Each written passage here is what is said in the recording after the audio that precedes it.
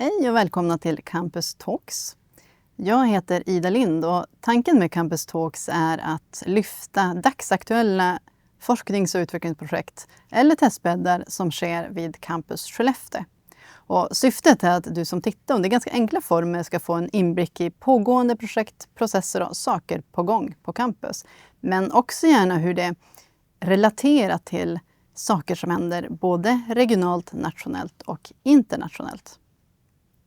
Och cybersäkerhet har blivit allt framträdande forskningsområde på Campus Skellefteå utifrån flera olika perspektiv. Och temat för det här avsnittet är just cyberattacker och fastigheter och fastighetssystem. Och med mig som gäst har jag Christer Åhlund, professor tillika ämnesföreträdare för distribuerade datorsystem vid Luleå tekniska universitet. Välkommen! Tackar! Men om vi börjar där, Christer. Cyberattacker mot fastigheter och fastighetssystem. Hur vanligt är det egentligen? Och vad menar vi med det? Ja, det är ju något som kommer med att vi kopplar upp våra fastighetssystem mot internet. Och det gör ju att de blir återkomliga. Det vill säga, var helst i världen kan man ju då komma åt ett uppkopplat system via internet. Och det finns ju olika rapporter som man kan läsa om. Man ser väl att det ökar. Man pratar då om att i och med att man har fler och fler uppkopplade system i fastighet så ökar man också vad man kallar en attackvektor. Det vill säga det finns fler möjligheter att komma åt olika system i en fastighet. Och det kan ju vara värmesystemet, det vill säga fjärrvärme kanske, det kan vara ventilationssystem, det kan vara låssystem, det kan vara brandsystem och så vidare för brandlarm. Och det finns lite olika rapporter genom åren. Det finns en rapport 2024 från CrowdStrike som säger att då ökade attackerna från juli 2022 till en period 2022 till 2023, halvårsskiftet, och så jämförde med 2023 till 2024. Då hade det ökat med 102%. Det är fortfarande inte liksom den största, det vill säga cybersäkerhetshotet för intrång, det är för att få teknisk know-how. Men man ser också att 102% var den största ökningen för någon form då av det vill säga cyberintrång mot en verksamhet, i det här fallet fastigheter. Då.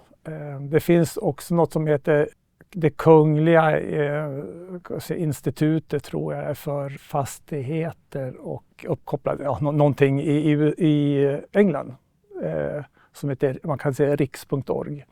Och där sa man då att de som var tillfrågade i den här organisationen, 27% hade då haft attack under de senaste 12 månaderna.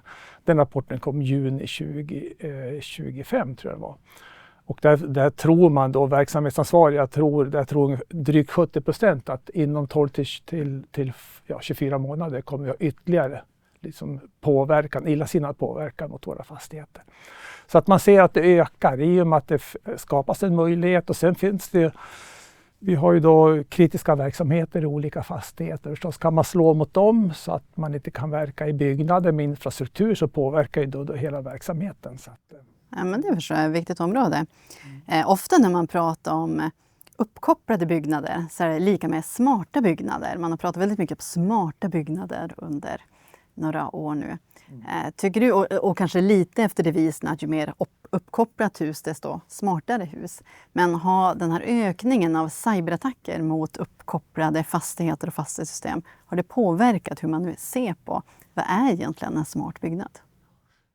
Smart är ett intressant ord. Och smart kommer ju ofta med att vi digitaliserar, så man får väl värdera ordet smart där. Men det är ju oftast det att vi får en förståelse i realtid. Ofta är det ju lite det man pratar om smart, det vill säga vi kan mäta, vi kan följa upp, vi kan styra. Och jag tror att när det gäller då om hur cybersäkerheten har påverkat verksamheten, så man kan väl säga att det finns ju en ökad medvetenhet runt då att det finns en hotbild, det gör det. Så att, men hur det här påverkar varann, ja, jag menar vi kopplar upp för att underlätta. Om man tittar då på hur koppla upp av orsaken då att få realtidsinformation och kunna styra, få alarm, det vill säga om det händer någonting med fastighet. Men jag ser egentligen inte att cybersäkerhetsmedvetandet är så mycket, eller liksom har påverkat hur man kopplar upp sig än. Däremot måste vi ju komma till den nivån att vi liksom blir ökat och medvetna om cybersäkerhetshotet. Om det nu var frågan. Ja, du nämnde att kunskapen har ökat och inom forskningen så är ju det givet. Men hur ser det ut bland fastighetsägare och andra intressenter som faktiskt installerar de här smarta uppkopplade fastighetssystemen och utsätter sig för denna risk? Jag skulle säga på nivån medvetenhet, ja. Det vill säga, de läser ju också rapporterna, CrowdStrike och de här riks.org. Och man ser ju där att men det finns en ökad medvetenhet. Men det är ett steg från det till att verkligen cybersäkra sina fastigheter i detalj utifrån en kunskapsnivå. Så att, och jag tror att där brister vi. Vi vet att vi måste cybersäkra. Att vi har den kompetensen inom organisationen, det är mer tveksamt. Det vill säga när vi installerar, när vi konfigurerar, när vi köper in system. Och där bedömer jag i alla fall att där har vi en del att önska ytterligare. Och du har ju varit drivande i ett projekt här på campus, ACE CyberSafe, som handlar precis om det här. Ja. Kan du berätta lite om projektet och på vilket sätt det bidrar till den här ökade kunskapen och kanske medvetenheten bland intressenter? Syftet med projektet det är ju som du säger då, att öka medvetenheten och också skapa en möjlighet att ta del av data runt smarta fastigheter. Det vill säga hur är systemet designade, vilka styrkor och svagheter finns i ett sådant system. Och det här är ju då ett Vinnova-finansierat projekt där vi då ska kommunicera, eller publicera och sprida kunskap om hur de bör struktureras. Så vi har ju varit med i redan fasen från att man diskuterar vilka delsystem ska in. Vi ser väl, om man ska bara liksom reflektera lite över projektet, så ser vi att man bygger gärna som man alltid har byggt. Och det innebär att vad vi måste förhålla oss till i det projektet är lite grann hur, om man nu bygger som man alltid har byggt, hur ska vi liksom täppa till de svagaste länkarna? För hur ska vi göra så cybersäkert som möjligt utifrån att man alltid bygger som man har byggt? Och det är ju någonting vi tittar på nu.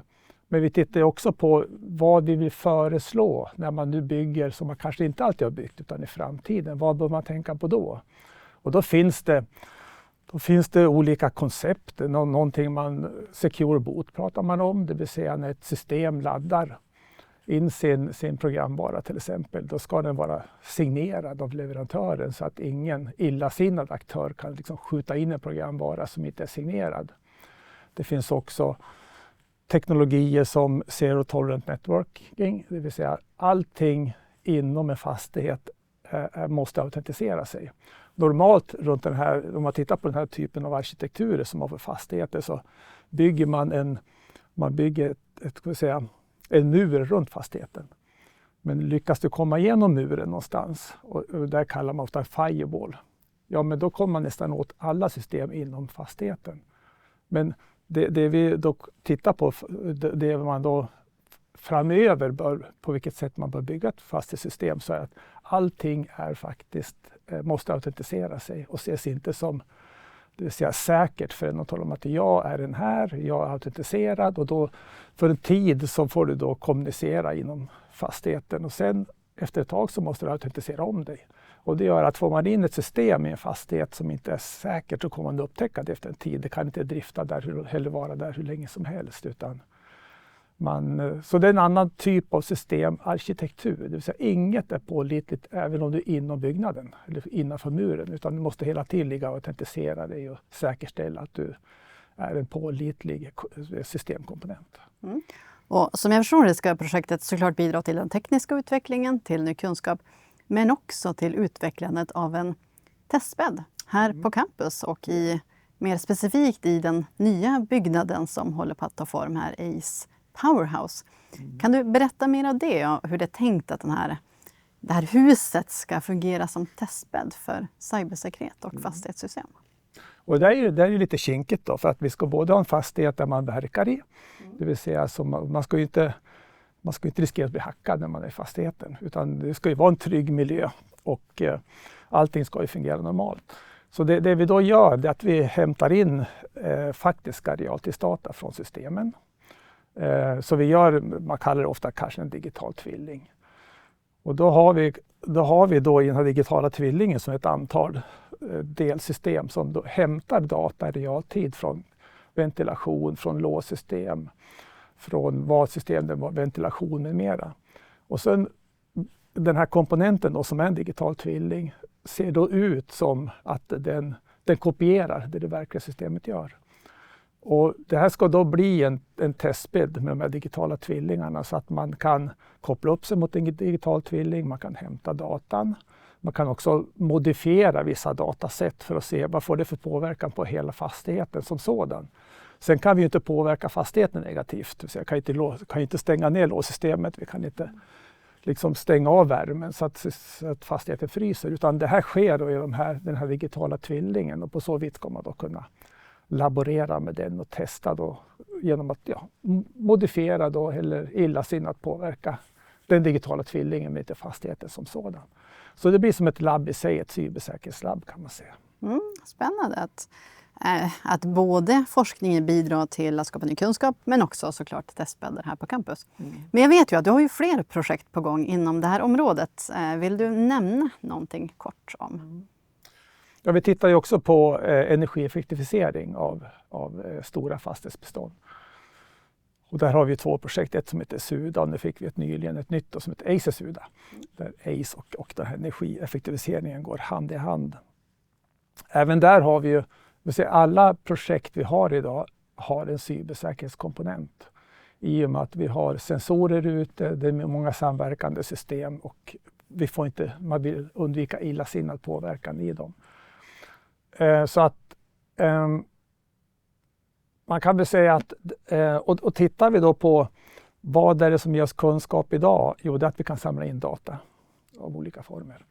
Och för det första måste vi lita på den data vi får in. För har vi någonting som lurar oss där så kan vi också lura oss och ta fel beslut. För det är datadriven forskning. Så att in med datan, vi resonerar runt den och så försöker vi göra en positiv påverkan på fastigheten som gör att man kanske reducerar energin eller optimerar fastigheten som sådan överlag.